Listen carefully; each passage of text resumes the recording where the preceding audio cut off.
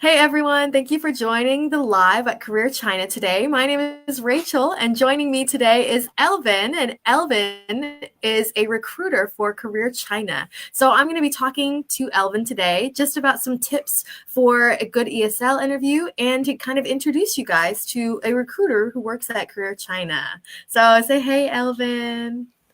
Hi everyone, my name is Alvin. I'm a recruiter from Korea, China.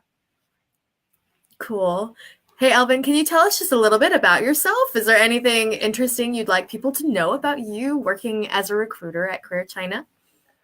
So as a recruiter, for me, the most interesting part about myself, I like to connect with people. It is it's just really cool to be able to connect with people across the entire world and also be able to relate it to something. Yeah, for sure. I think that's awesome too. You get to meet people from everywhere, all kinds of different countries. And you yourself, you've even lived abroad, haven't you? Which city in China are you from first? I am from Datong, in Okay, Shanxi province. It's really okay. cold in winter. Oh my gosh, just like Beijing, it's so cold. Yeah. Um, and where did you live when you lived abroad? So when I was 17, I moved to Oregon for like I lived there for like 4 years. I went to Yeah. school over there. It was nice over there, so green and people were so nice. Yeah. And yeah, after 4 years, I went to California, Southern California. It's Oh, I bet that was really warmer. nice. Yeah, it's Yeah. warmer. Did you like living in California?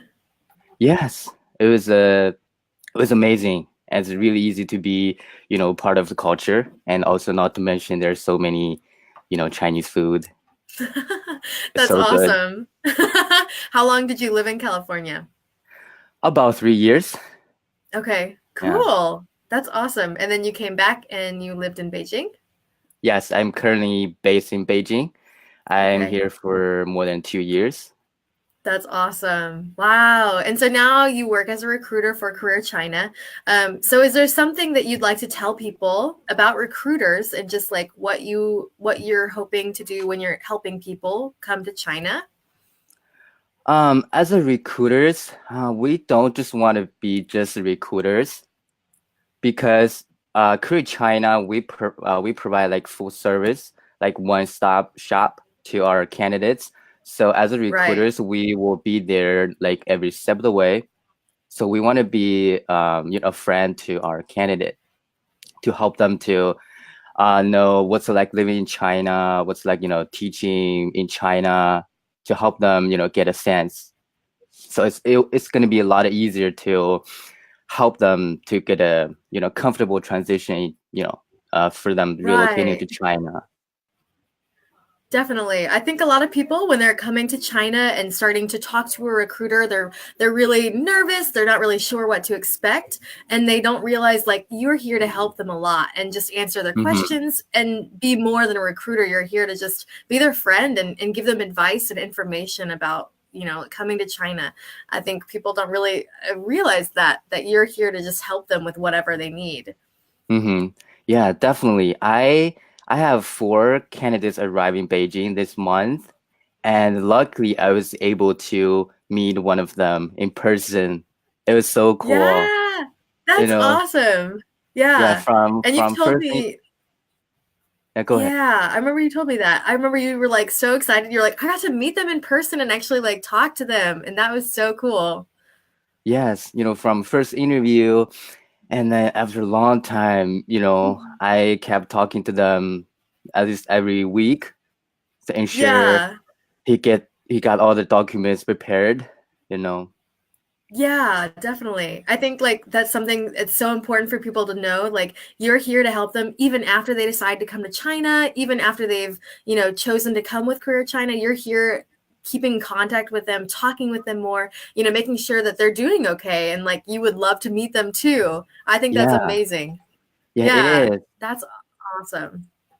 Have Yeah, you met so other candidates before? Like, have you met other people once they've arrived in China? uh I think one more. It was a couple months Yeah. ago. Yeah.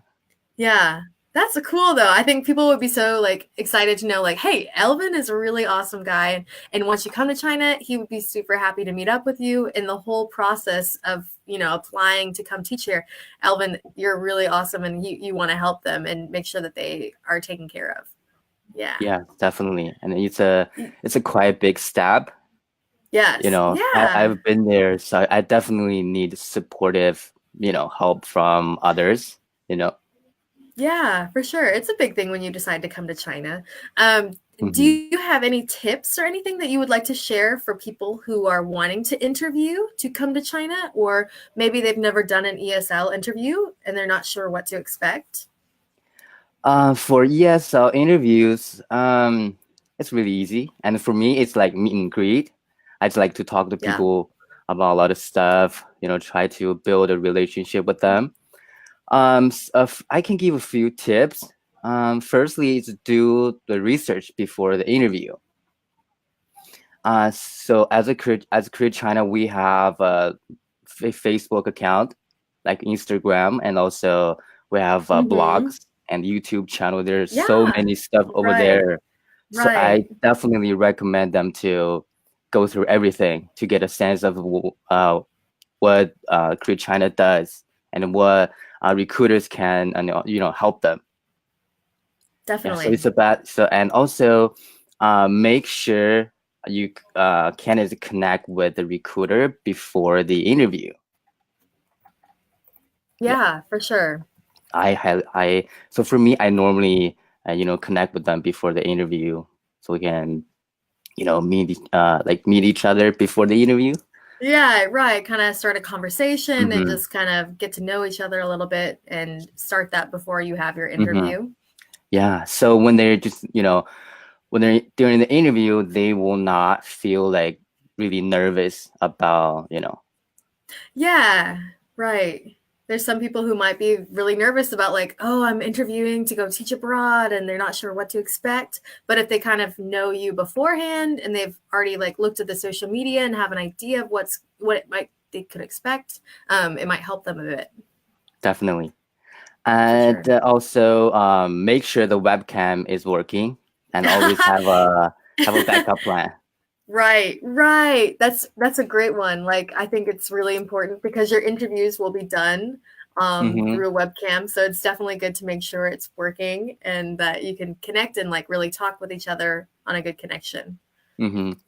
Yeah. And the last one is a follow up after the interview. Yeah. So after you do interviews with people, do you normally follow up with them pretty quickly and just check in with them? Yes, that's what we do. We follow up after the interview, and so each step we will be, uh, keep them in the loop. Right, definitely. And I think that's important for people to know like even after the interview you were there for them and you are willing to help them and answer any more questions that they might have. So that you're there like guiding them through the whole process. Definitely. That's uh, Definitely. that's Yeah. that's that's what our job is. Yeah, I think that's awesome. Is there any other tips you would want to share about teaching or about coming to teach or interviewing for an ESL job? I wanted to share something like teaching abroad or living abroad. It's a big step, but sometimes trying something outside your comfort zone can blow up your life in amazing ways, not a bad Yeah, ways. Yeah, so definitely it's gonna be amazing. You're gonna see definitely. what's it like outside of your own country. That's what I did, and it was fantastic. Absolutely. I felt the same way when I first came to China. It's just amazing. Like when you arrive in a different country, it's very different, but it's hmm also such an exciting opportunity. And when you have people like Elvin at Career China who are here to help you kind of through the whole process, it's not such a big, scary thing like you might think. hmm And I think it's really easy to be part of the culture, right? Even though Yeah. you're in a different country, like when I was in the States, I think I can be easily diving into the culture, Yeah, for and the same sure. thing in Yeah. China.